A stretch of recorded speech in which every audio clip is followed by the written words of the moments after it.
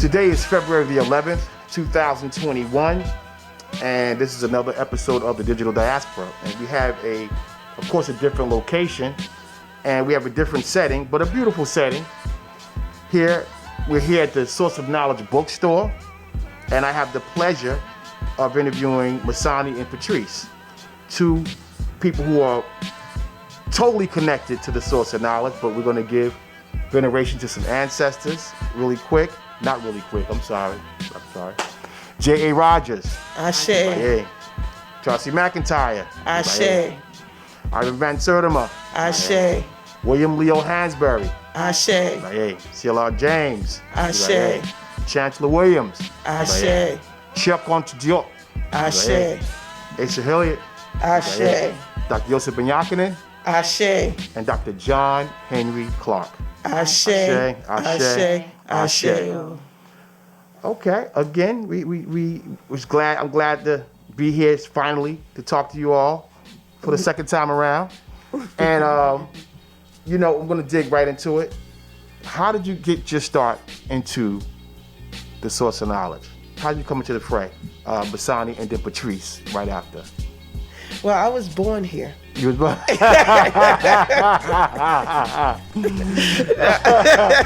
Somehow I was born here. I was born to do this. I woke up like that. Well, I'm modified. Add some meat to that. Give me some meat to that. Oh, okay. Well, I started out in actuality. I was a teacher. I was a teacher for 26 years, Newark Public School System. Okay. And but prior to that, in all honesty, I was an accountant, and I needed to do something that was more community related, something touching my people, and I needed to be involved in a career where I was more involved with people. Gotcha. And so I had joined a study group. Who was the study group that you belong to? Believe it or not, Brother Ted Bowler. I know Ted Bowler. Ted Bowler was the assistant to Dr. John Henry Clark. Yes, Yeah, we would go over to Dr. Clark occasionally. He helped to introduce me, and we all studied. This was years, because me and Ted, I met Ted when I was working at Blue Cross and Blue Shield. Isn't it a good thing we did this the second time? We went around and did it again? That's how the ancestors work. It does. Yep. Go ahead, I'm sorry. We worked together, and then he started a study group, and so it was like, I think it was like 12 of us, 10 to 12 of us in the group, and we'd all study. And from there, we both left the accounting field, and we were ready to go into education. And like I said before, we would, as you study and learn, and you think about your people, and then you look at how things are shaped and forming. I saw things in our community and in our children that were not of us as a people. And I felt that it's because we didn't have knowledge of self. Right. And so I figured I need to help my children, our children, become better people. If I, not that I am some miracle worker, but we are miracle workers, and to a degree, we're all miracle workers. Yeah. But I'm sorry, go ahead. No, but I wanted to figure out how I can help.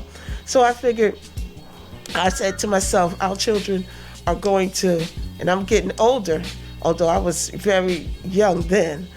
I said, our children are going to kill me or save me. And I said, from that, I'm going to make sure that there are children around to save me. Gotcha. Because I want to be around for a long time, and the way they're going to save me is me be able to save them or help them become better thinkers, develop different mindsets. And that's how I became, that's what I started thinking and doing. I got into education, and then when I'm teaching, I started teaching. I look at the books, they were all white children, all white adults, all white people, except when you got to February, then it's like, hey, here's somebody, hey. Yeah, there was a black person up there on the screen. I was like, so I was like, you know what, this can't be. So therefore I said, let me go and get some books and find some books for my children that I could read to my students. And I was teaching kindergarten and first grade. Man, I did every book that Fred Crump wrote. And Fred Crump is the one who did the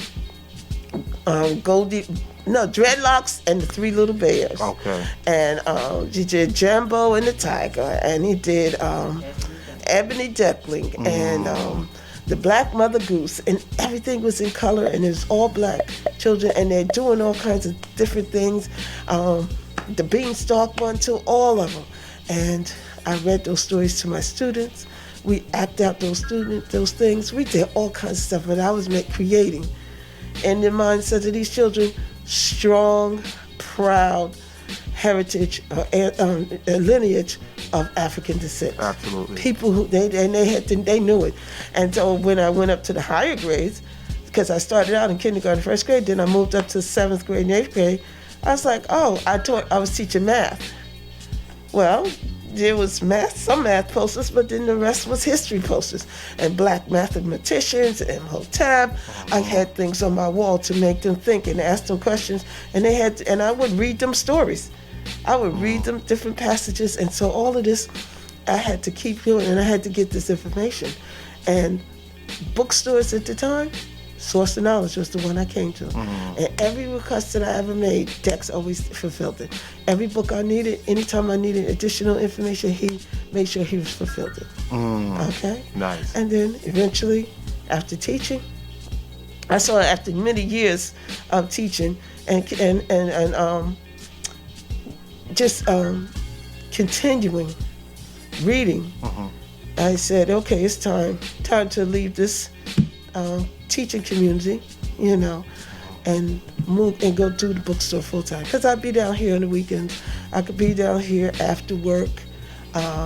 So I'd come down, and then I said, nah, I need to do it full time. Gotcha. Tired of this. I already brought, because I would do field trips to the bookstore. Right. I'm teaching math.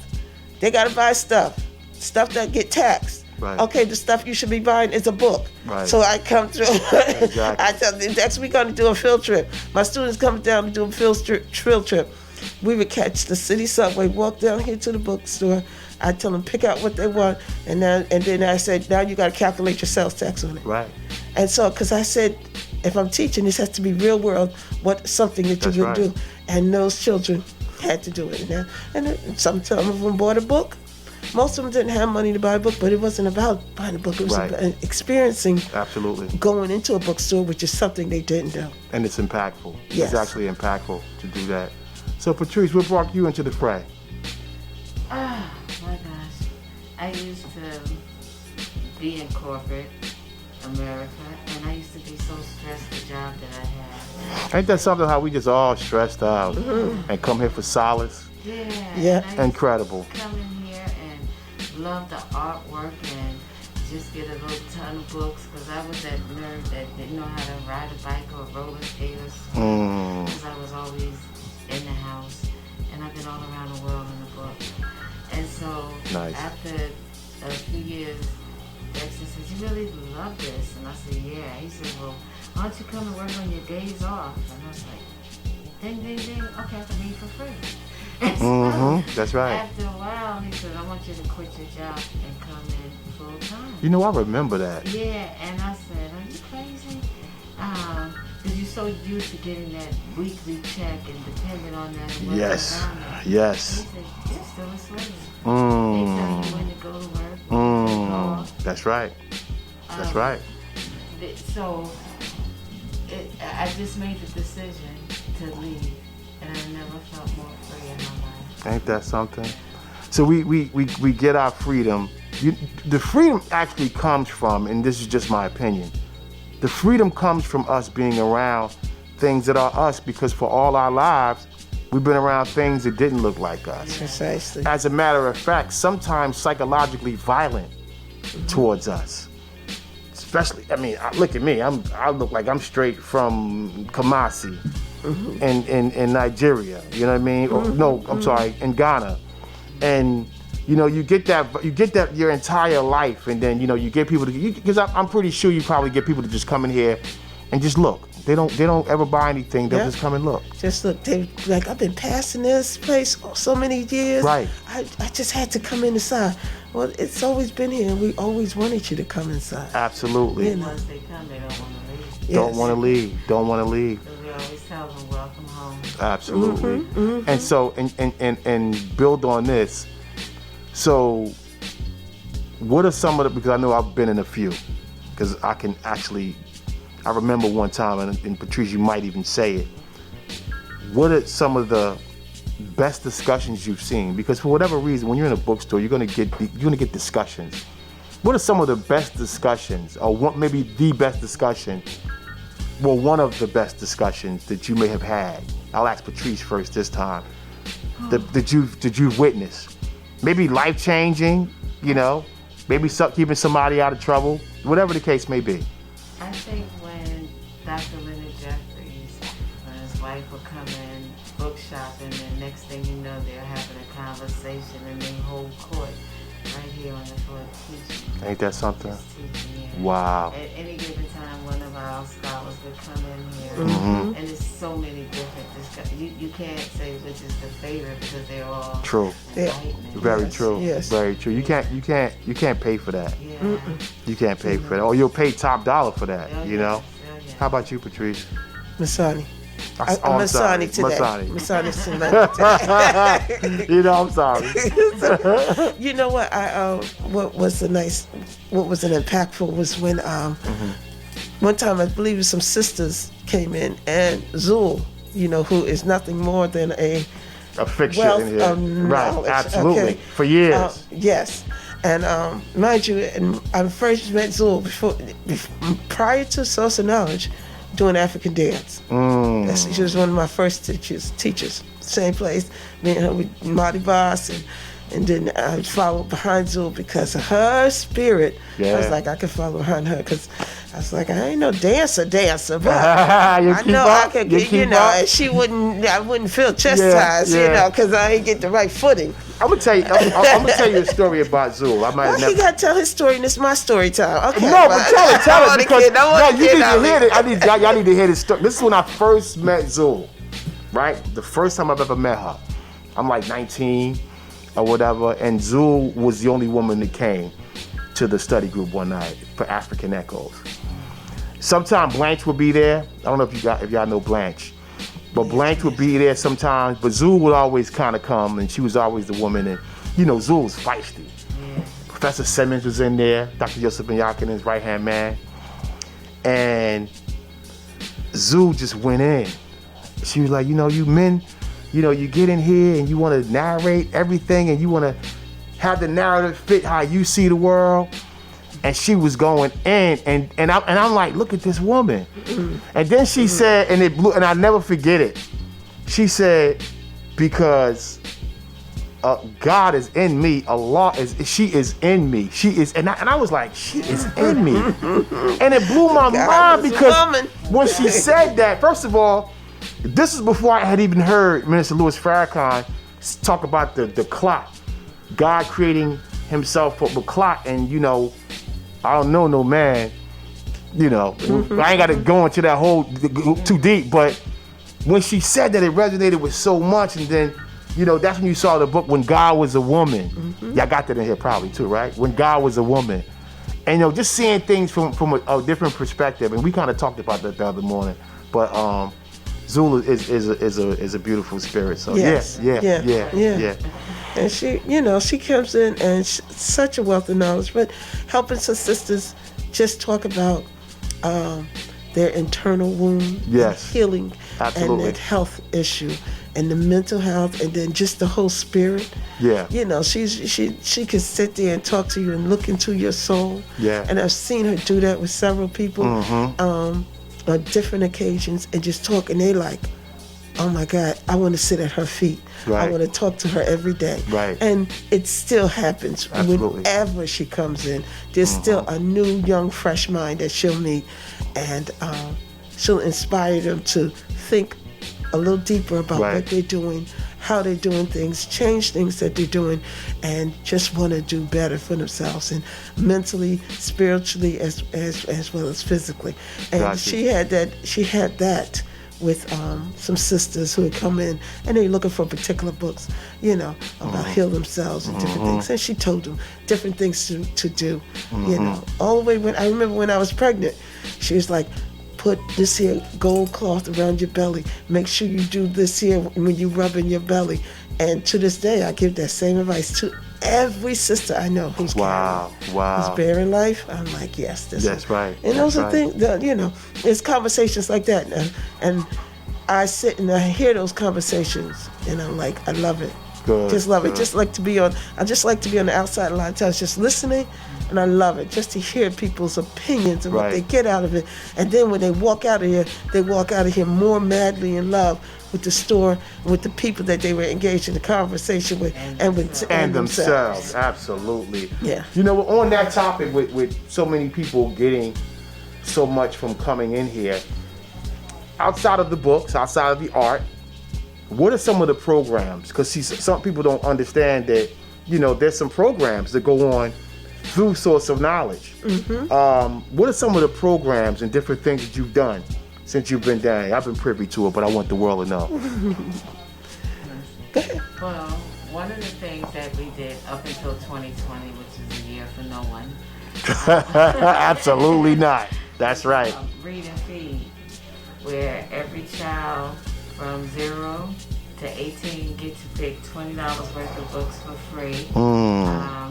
The community reaches out, the food places, and they help us feed the kids. We have local I helped you bring in food the other day. Yes. We have local authors that come in and read to the kids. Our mayor is always here, and the superintendent, Dr. Umar Johnson, is always here. So we do yoga.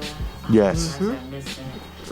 I know. We have a community center upstairs. We also have a full gym with a personal trainer. Right. That's upstairs.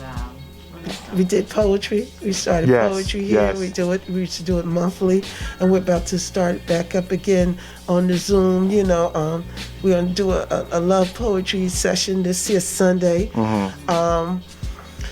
We do. We've done lectures. We used to have the lectures in here. Something that packed. It was packed. It was packed. We do first Friday documentaries in which Dr. Jeffries would come in, and we'd watch a documentary, and then we'd have conversations about it afterwards. But we also have book clubs for the children. We started out, used to have book club for the adults, where we have the author in and talking about the books and stuff like that. And then we started it with the children, because we always tell our children, go to your room and read. But then, who they to talk about the book with? And when you read your own book, that's right. You're like, oh yes, you remember that part? Yes, no. This is what they said, and this is how they talk. Well, our children could get that same spiritedness about reading, right, if they had a venue. Absolutely. Okay, and so I open up a venue for our children. We pick books off the wall, we read it for a month, then we come in and we talk about it for another month. Nice. And then, because our children need to, see the love, they need to see the excitement and the joy of just reading and talking about it. Because sometimes they get to read in school, but those are never ever the things that they're of their interest at times. Nor are those books, never. Nor are those stories usually something that really interests them. Right. And that they feel vested in. That's right. And connected to. So therefore, and that's why a lot of times, as a former teacher, I saw my students reading, and they're like, hey, I got to read this again. I got to read this for this class. So, because there was no connection. There was no children that looked like them. There was no children doing things that they did. Right. So when we give them books or things that interest them, and things that they might be able to relate to, things that they have themselves been involved in, then they can do those compare and contrast when that literacy, that open-ended question tells them, relate this to a story that you've had and you've read before. Now they got something to connect it to. That's right. And they can say, oh yes, this reminds me of Mango Delight, when she had to choose between her best friend and her new friend. Or this reminds me of when, I don't know, Zoe in Wonderland, because this reminds me of Ghost Boys or Rashid from All American Boys, just reminds you, because now they got a connection. Absolutely. But we Absolutely. got to give it to them, and then we got to talk about it with them. We can't just tell them, okay, read it. Oh, how was it? Oh, it was good. Oh, okay, you want to get another book? Because that's what we do as parents. Because we're like, I ain't got time to be talking to you about your book. But we got to make the time. But we don't have to make the time. We can't. We need to make the time. But now, if we get them involved with groups that's reading the same book, now you have just created that environment for them. And so that's what we've done here. I've been trying to get it back together again. And I've been doing it on Zoom even, so that they could talk about that book. Gotcha. Like we do. And just bringing people together. We've had women's workshops. And we there was a time which, prior to COVID, I was walking into different women, and they just needed healing. So we put together a couple of healing workshops, because through that, come together doing Reiki, massage, doing blood pressure, just talking about the mind, doing yoga, spirit, anything to help us heal. Because women, we really are such carers and caregivers, rather, that we never take care of ourselves at times. That's right. And so we did a workshop in which it was for the sisters only. And we come in, talk about the crystals, doing the healing. Zul was there. She even did a workshop, also part of it. They talk about wound health and all kinds of stuff. All of that healing. Because if we're good, then the nation's going to be good. Absolutely. Absolutely. I got a question going a little sideways a little bit. It's not really sideways, but it's just something that I mean, everybody knows it, and people don't really go too much into it because they, not to offend. And it's not offensive. I don't think it's offensive. So how do you think our folk balance the books? Like, you notice I named all historians because that's what I came up on. I came up on these guys. I've met most of the guys on that list. The ones that were alive as I was raised. How, in the era that we're in, do you find more young people gravitate towards the hood novels as opposed to the historical books, or the books like A Name Is Wilson? Do you find that in this industry now? And that's a good thing because they're reading, but I'm just curious as to how you see it, and how both of you see it. Okay. When they come in for the hood novels, that's what to me, what you used to being around. Absolutely. So you read about what you're being around. So then we try to slowly take them out. There's a lot of good authors that take, like one of the authors, Carolyn Holland, she takes history from the beginning of time and up until modern time, the injustice of people of color since the beginning of time, when Enoch and the Nephilim angels walked the earth. So she's teaching African traditions, also I tell them how we were taken from slavery, and she has a series. It goes into 1967 riot, and I said, I was 10 years old, that's how it happened. She said, yeah, I do my research, but of course the sex, money, and drugs is in there because that's what was going on at the time. Right. And she's going to bring it all the way up to modern time where someone can put their knee in your neck live on TV with almost no repercussions. So 30 years after that time, in the 60s, right? Yeah, but I think it's changing. The genre is changing because people are getting, they want something more. Right. Because all this sex, money, and drugs is not working. Right. So give me something with some substance. Give me something that's going to help me help the community. Absolutely. And by no means is that a chastisement, but we're inundated by those types of novels. And, I just think there probably needs to be a little balance when it comes to that. And not to force, because he told me all the time, and you kind of say it too, you got to balance things out with a novel. Yep. You can't overdose on Check on to Diop. You can't overdose on it because you'll go crazy.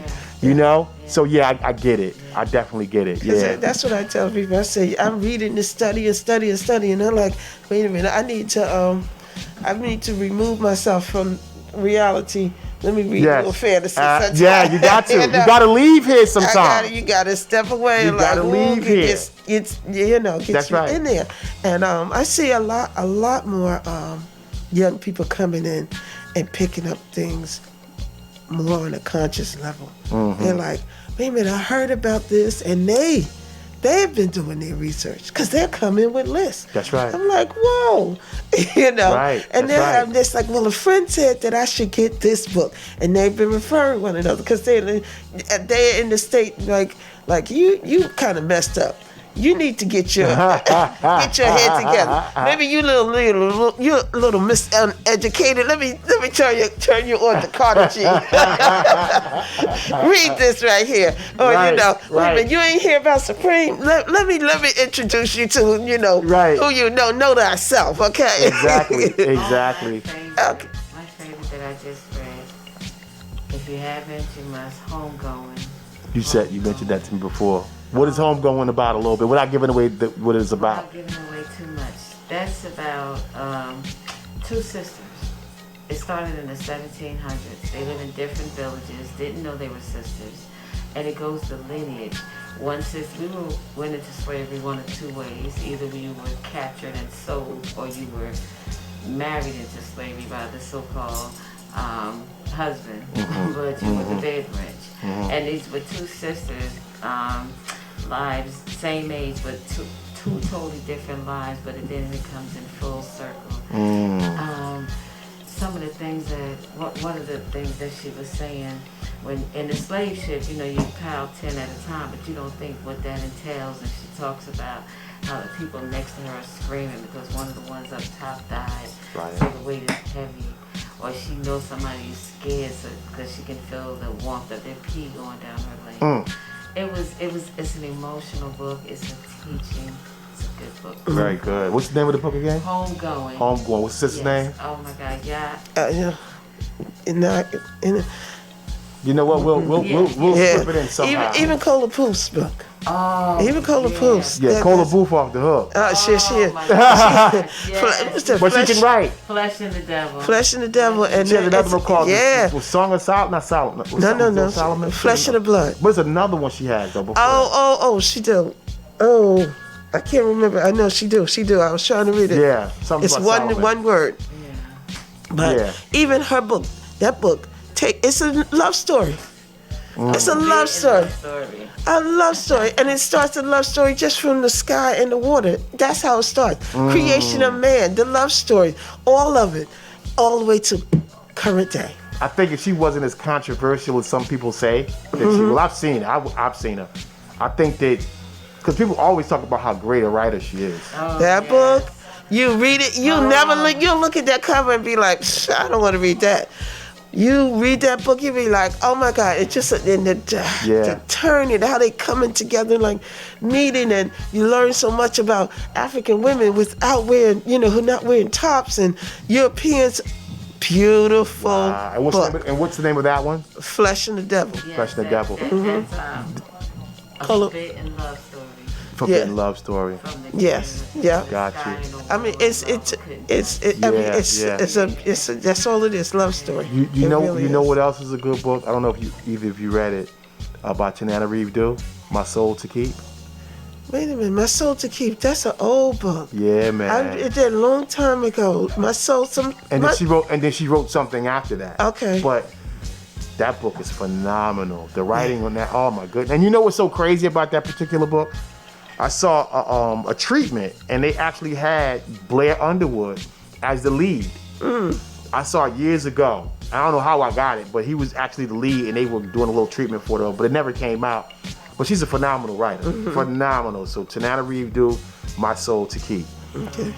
What is the working in the book industry, right? And I mean, I know from Natchez down in Baltimore, working in this. What's the rarest thing that you come across? The rarest item, being in this industry. What's one of the rarest things that you've ever come across? Each one of you. Rare. I mean, You saw it and you were like, wow. Okay. Like when we were, like the guy that brought the book the other day, we were here, and you looked at it. You said, "Whoa, wait a minute!" And somebody had signed it. The author had signed the book. the Martin Luther King one. Yeah, a sister came in, and she said her brother been buying books. He had passed recently, and she said, I was throwing away his things, and I thought about y'all, and he loved this story.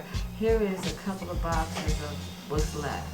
And when we went in there was a book that Martin Luther King signed. It's upstairs. Wow. And then I found African influence in Europe and African influence in America. Ivan Van Sertima. Signed. No, that wasn't signed. But It's almost impossible. to get an Ivan Van Sertima book, yeah. When you see an Ivan Van Sertima book, you gotta buy it. You gotta just go ahead and just spend that money and buy it. Wow. Rarest thing I found was inside a book was a newspaper article, and it was, I can't forget it now, but the title, but it was a picture of Martin Luther King and him and the whole civil rights movement and that whole thing. I gotta bring it to the store, but it's an old newspaper article. And it's just 2 pages.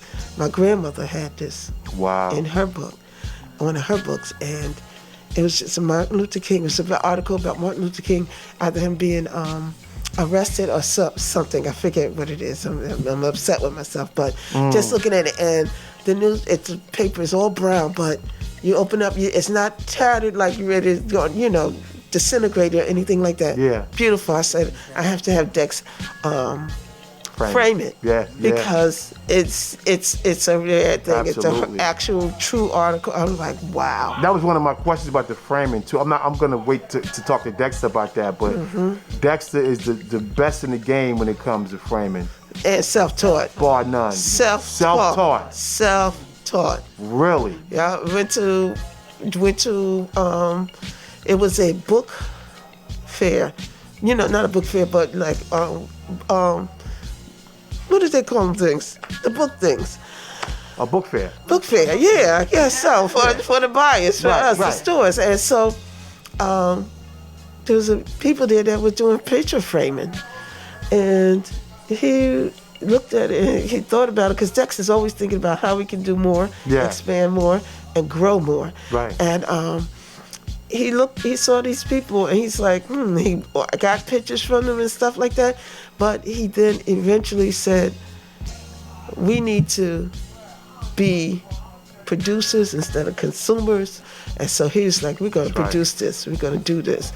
And he went to YouTube University. Really? You know what? All of I had a picture. I don't know if y'all remember, but Dex did a picture for me. I had a poster of John Coltrane. And he put this platinum stuff. People to this day, like, that had been to my house years ago, talk about that frame. Like, his eye. It was incredible. But to put together the colors and stuff. Yes. I'm like, how do you know? Then the fillet. I was like, how do you know that? Oh yeah. He does it. The measurement. Yeah, he's and phenomenal. He really is self-taught. I remember when we went over to Jarvis Center and he like, I'm going to buy that machine. And he ordered that machine.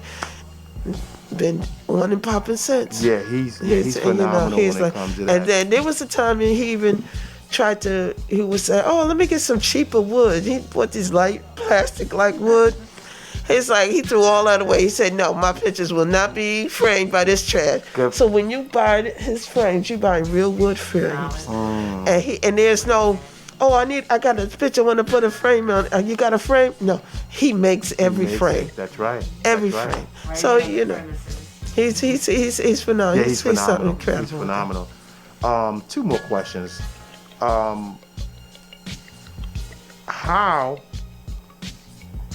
How were you all able to survive this COVID? You know that the majority, half of all black businesses have been wiped out. Forbes just had an article that I read, and literally the COVID-19 or the pandemic, whatever you want to call it, wiped out half of the small black businesses in the United States. How were you guys able to do it? You don't have to give away too much, but how were you able to do it? Our people. Mm. I'll keep it plain and simple. They shut us down Say March the 10th.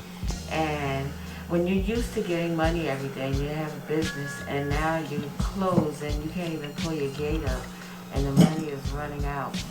We started a GoFundMe page in May, and we did good. We got up to almost $5,000, and we went to GoFundMe and asked for the 37 after they took their portion out.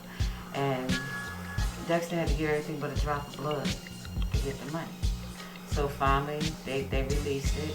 Then NPR heard about us through Tennyson Coleman, another person that interviewed us. And they asked could they do something, and we said yeah.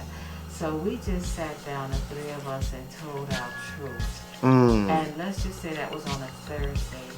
By Monday, we had almost $30,000 into the GoFundMe. Yes, into the GoFundMe donation. And then more and more people heard about us, and people started calling. Because we had, we always dilly-dallied and say, oh, we're going to do this website. And we didn't get it up and going during the pandemic as much so as we have it now. But so we were like, listen, no, we don't have the website up, but you can call in and we can be the website. You call us and tell us what you want. I was in here and I watched y'all do it. Matter of fact, I bought books from y'all during that time. And we were shipping them out. That's and right. People during the pandemic, during this politics, during all of these things that's been happening, racial injustice, people who have started to say, you know what? There are more little people than there are big people, and we need to save little people and those businesses, because those are the ones who go and sleep in the same neighborhood as me. How about that? They go to the same supermarkets as me, so I need to make sure that they're here. And our people, our community, the state of New Jersey, tri-state area, from which different locations, helped us, pulled it together and said, you know what? I'm doing this because I want to help a small business, and I want my books from a local bookstore. I have some schools now, one school in particular, and they really do touch my heart. It cracks me up, and I said I might lose this customer, but I got to tell them the truth. They said to me one time, oh, I want this book. And it's like, okay, we could get it for you. And it's like, okay. And then they said I told them the price. And it's like, what? Amazon got this book for this discount. And I had to text them back and say, well, Amazon is the biggest bookseller in the world, and I can't compete against Amazon bookstores and Amazon prices. But I appreciate your business, and you are free to go and shop with them, and it's okay. Nope, I ain't got no problem with it if you want to go and do that. She was like, no, I want to get my books from a small business. I was like, she beat you down first. Yeah. She had to get all that out before she had to, okay. And she said, no. She said, no, we just got back. I said, okay. I said, we will do our best to give you some type of discount. And because we do. We're not trying to be millionaires, right, but we all got to eat. So therefore, when we get a discount, we try to pass it on to our customers. People come to the register, they don't even know how much their books are, and sometimes they do, and we're like, oh, wait a minute, let me see how much. Oh my goodness, you're getting all this, and we give them a discount on some just because. And let me add on to that, and I'm not cutting your cipher, but the money that you raised, because I have to say this, because I don't think you're going to say, I kind of squatted to see whether y'all going to say it. Y'all put it back into the store. Oh, yeah. All this that we see, and I'm pretty sure that Jay is going to probably get that on the tape. But all these things that you see, this whole part back here opened up. All of these things, man. The door back here. All of this is where the bathroom used to be at. The money was put back into the business. Yeah. So it's 360. You got the support of the community, and they believed in you, and you knew that they believed in you, and you took that energy and you put back into it. Matter of fact, I called here during the pandemic, and I was like, I need to get that book by Dr. Francis Cress Welsing. I think Ray Winbush did a book on Dr. Francis Cress. I need to get that book, and I don't want to get it from Amazon. And it was during the pandemic. and y'all was down here toughing it out. Yeah. Y'all was getting it in, and I came down here and I brought it. So it's a beautiful thing. It's a beautiful thing. Yeah, and just like you said, we put that money back in. You put it back into the business. What right. do they always say? Oh, black businesses, oh, they so small. Oh, they so dirty. They so this. We're like, Right. We deserve to have what everybody else has. We need to know our value. Yep, and so we're like, we got some extra money, we're going to put it back in to make sure that this place looks the way we deserve. Absolutely. It's going to be coming and beautified so that you feel good walking into a business saying, that's my bookstore. That's right. That's my black bookstore. Yeah, then see it is building Black Wall Street. That's and right. I told Jackson Patrice, I said, this our back door. I said, that just raised the bar. It did. It raised the bar. It did. Because it let them know that in this black town, this black business expects everything to look this good all the time How about because that? we deserve it as right. a people. That's right. Done. That's it. Absolutely. And I said, now wait till you move this back door to that front door so everybody can see. That's right. Like what? And then you're like, that's I'll go even harder. Go even better. You know what I mean? That's right. 867 Broad Street, just to give you the little plug. 867 Broad Street in North. So the last question, we know that we've been experiencing some things within the last year and a half. I mean, we as African people, we've experienced these things for some time, but I think that we've seen a lot of things up close and personal. I think that with the latest braha on January the 6th, with these white supremacists going into the Capitol, with them trying to suppress the African vote because the complaints that they had were primarily were places where African people voted. So with this environment, with this whole Breonna Taylor, George Floyd, all of these things going on at the same time, voter suppression, all of these things going on at the same time, how has that impacted your business? How has all of these calamities impacted the business? This pandemic was a curse and a blessing in disguise, and it's so sad that it had to be George Floyd to be the martyr. We ourselves be so busy that when you see somebody get killed, oh, that's messed up, I'm so tired, oh, I gotta go open the store.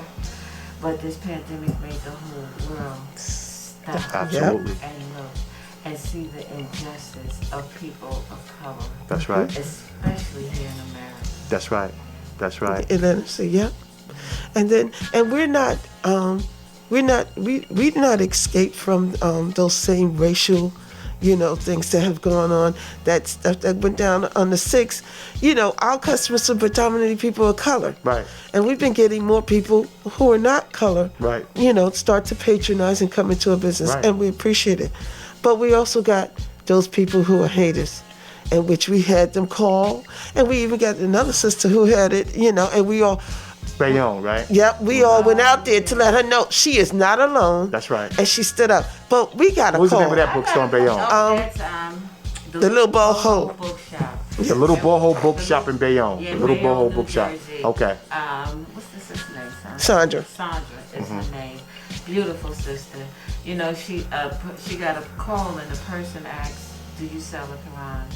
She said, "Yes." They said, "We want about 50 of them, so we can burn them with you in the store. We don't want your kind here."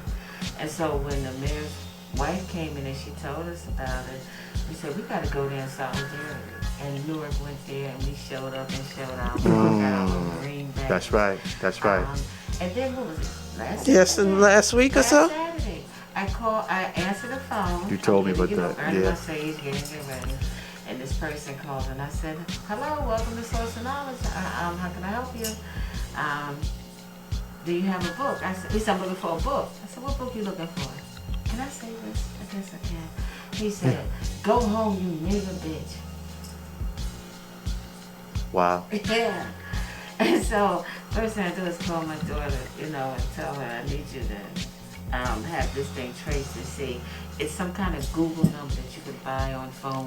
Did I tell you that? Yeah, yeah. So she being a feisty thing like her mother used to be. She texts her back, if you got a problem, he called. She called, he didn't answer, she left a message. He texted her back, I'm a hunky nigga. She said, you obviously an old, miserable man. They don't even use that word no more. What decade you in? But yeah, so we don't escape it, and Right. we don't try to hide it, and we and we're not afraid. We're going to stand up because we're not going anywhere. How about We've that? been here for 25 years. plus Wow. years, and so we're here for good. We're That's here. right. This is home. That's right. So when you say go home, this is home. We just displaced from our continent, Right. our place of origin. But this is home because we created this, That's right. created this space, and we're not going anywhere. That's right. And we're going to make sure that we stay here.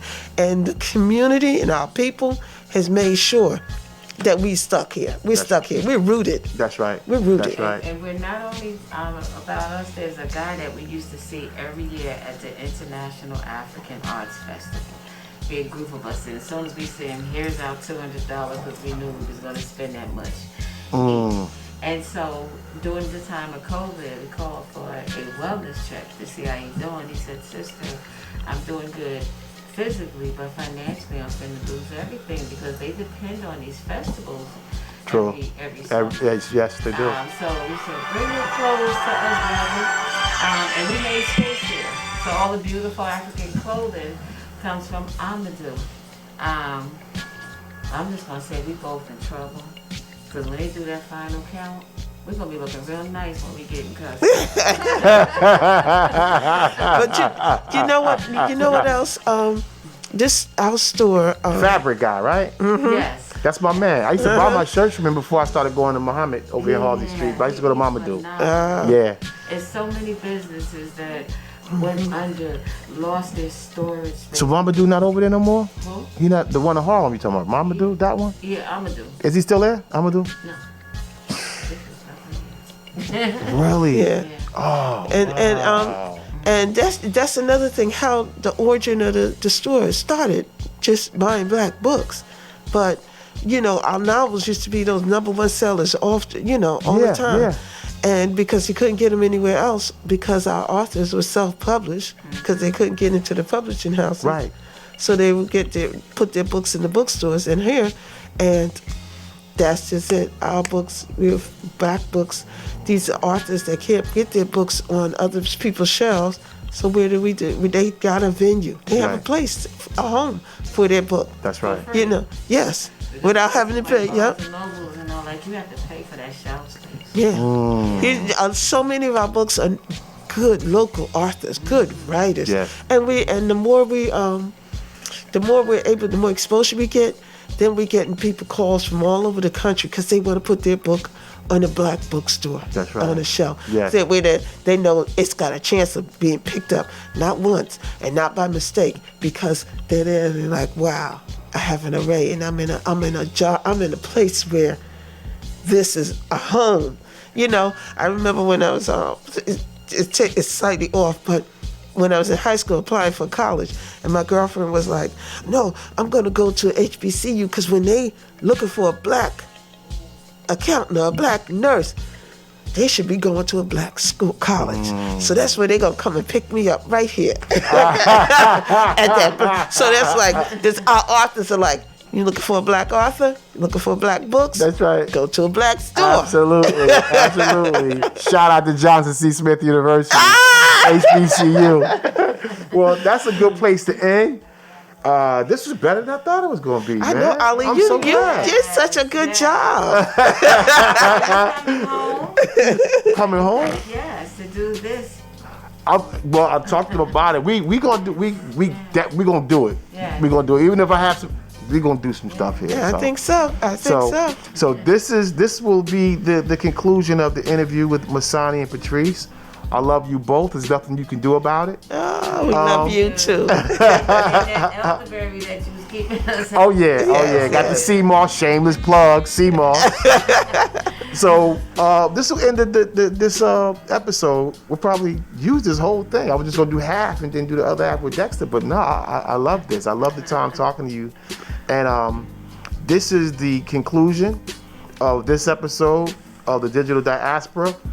And we will catch you the next. So, going to be a part 2 to this. We're going to be talking to Dexter. Yes. That's the foundation. The genius Dexter George. All right. So, thank you and thank you. Thank you. Yeah. Thank you. Yeah.